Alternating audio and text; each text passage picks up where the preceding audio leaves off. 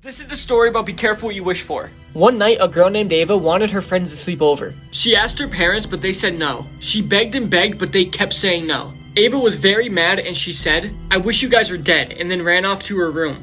That night when she was sleeping, she had a dream that her parents died in a car crash. Ava was devastated. She then woke up shaking and sweating. She then felt terrible for what she said to her parents, and she went to their room to wake them up. But they weren't there. She began to panic and look around, but she couldn't find them. She then heard footsteps coming from downstairs and ran down, only to find a man holding a bloody butcher knife, with her mom and dad laying behind him, completely cut open and dead. Ava tried to run, but the man caught her. She was crying and screaming. She couldn't believe her parents were dead. The man then said to her, "I was hiding in your house today. I heard you say to your parents, 'I wish you were dead.' So, I granted your wish. Remember, little girl, be careful what you wish for." This is the scary story about the red birthmark. There was a 3-year-old boy who lived in a small village. He was born with a red birthmark on his forehead, and as soon as he was old enough to talk, he told his family that he lived before. He pointed to the birthmark on his forehead and said a man murdered him with an axe. His parents then took him to the village where he claimed he lived before. The boy said he remembered his old name, and it was the same name of the man who went missing from the village 4 years earlier.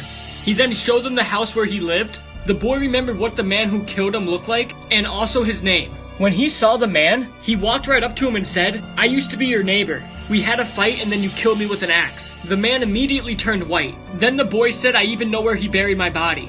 They then followed the boy to a field, and they stopped in front of a pile of rocks. They all moved the rocks, and underneath there was a skeleton, with a wound on the skull, exactly where the boy's red birthmark is. After that, the man broke down and confessed to the murder.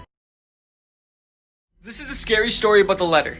One cold night, a girl named Karen was standing on a dock. She was standing there waiting anxiously for a boat to arrive, when suddenly, she heard a rustling noise in the bushes behind her. When she turned around, she was shocked to see a man standing there. He had dirty clothes on and an axe in his hand. "Who are you?" she said. "That doesn't matter," said the man. "You look good. I bet you taste good." Karen then screamed when the man raised the axe above her head and brought it crashing down on her skull, cutting her head in two and killing her instantly. He then dragged her body into the woods and took her to his small cabin. The man then cut her into little pieces and made soup from her eyeballs and fingers and roasted her body in the oven and ate as much of her as he could. Later, the man found a letter in her pocket, and as soon as he read it, his eyes grew wide and his face went pale. It said, "Dear Karen, we are sorry to inform you that you have leprosy. It is highly contagious. We arranged a special clinic for you. A boat will meet you at the dock on Friday night at 11 p.m. Please make sure you are there." This is a scary story about the dancing girl. There was a girl who was very good at dancing. Her mom was very proud of her and had very big plans for her daughter. But those plans were shattered when her daughter got diagnosed with terminal cancer. The doctor said she had less than a year to live. As months went by, the girl's condition worsened. She was unable to walk or even stand up. She spent all of her time laying in bed. But one night the mom was downstairs watching TV when she heard thumping noises coming from her daughter's room. She raced upstairs and opened the door and was shocked when she saw her daughter out of bed, moving around. The girl was jumping and dancing around the room, as if she was healthy again. The mom went and grabbed the camera and took pictures until the camera was out of film. When the girl finished dancing, the mother looked at her face. Her eyes were in the back of her head and she was very pale. She then took her to the hospital and she was pronounced dead. The mother was devastated. After the funeral, the mom was looking through the photos, but she started shaking and dropped the photos. In the photos, there was a ghostly hand holding her by her head and forcing her to dance.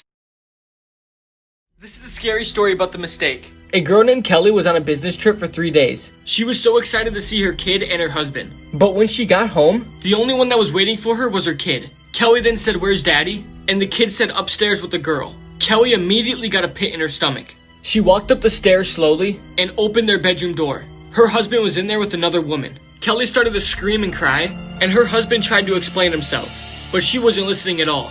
In a pit of rage, Kelly went downstairs and grabbed the knife from the kitchen. She then went back into the room and stabbed her husband countless times. The other woman in the room was shocked and lost for words. Kelly then pointed the knife at her and said, "You're next." But then the woman said, "Wait, he wasn't cheating on you. He thought you weren't going to be home till tomorrow. I'm a party planner, and he hired me to set up a party for you." She then showed Kelly the idea her husband had. Kelly then dropped the knife, and she couldn't believe what she just did. She then went downstairs, grabbed her kid, and left. Nobody saw Kelly or her kid again.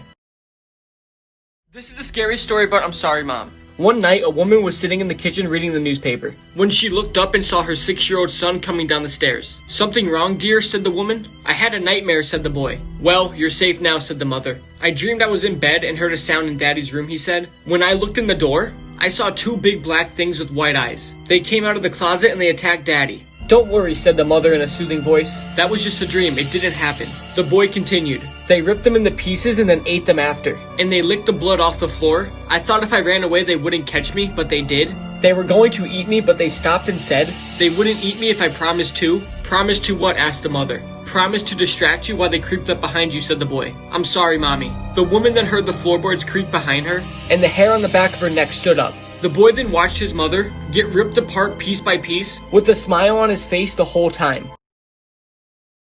This is the creepy story about the smell. A family went on a vacation and checked into a cheap hotel. When the family got to the room, they detected a very bad odor. The husband then called down to the front desk and said he wanted to speak to the manager. He explained that the room smelled very bad and that he wanted another one. But the manager said that every room was booked and he couldn't get another one. But he said he would send a maid to come clean the room. After lunch, the family came back to their room and they could still smell the same odor. Again, the father called the front desk, but the manager told the man there was nothing he could do.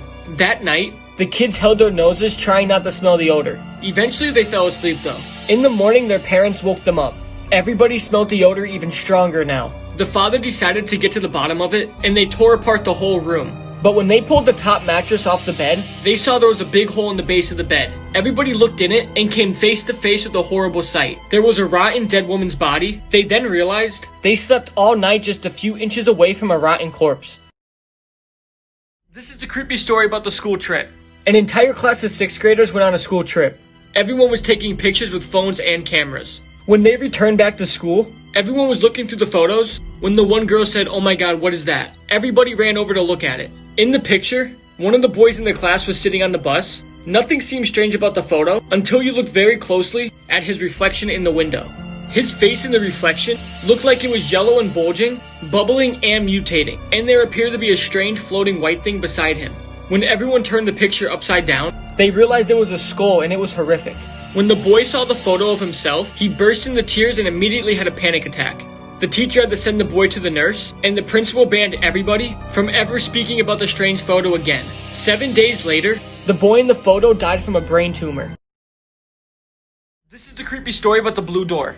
There was a young boy bored sitting at home, and he decided to go for a walk around his house. But before he left, his father said, "Walk where you want, but do not open the blue door." The boy was walking around the house. He was opening and closing doors when he came across the blue door. He looked at it for a few seconds and then refused to open it, listening to his father. The next day, the boy was walking around his house again when he came to the blue door. But this time he heard screaming coming from it. Temptations got the better of him, and he decided to open the door. When he opened the blue door, he saw multiple people tied up, trying to scream for help. He immediately closed the door and ran away. The next day, the young boy decided that he was going to try and help them. He then went back to the blue door, and this time when he opened it, his heart stopped. His dad was standing inside holding an axe. "I warned you about the door," screamed his father, as he cut his son into little pieces.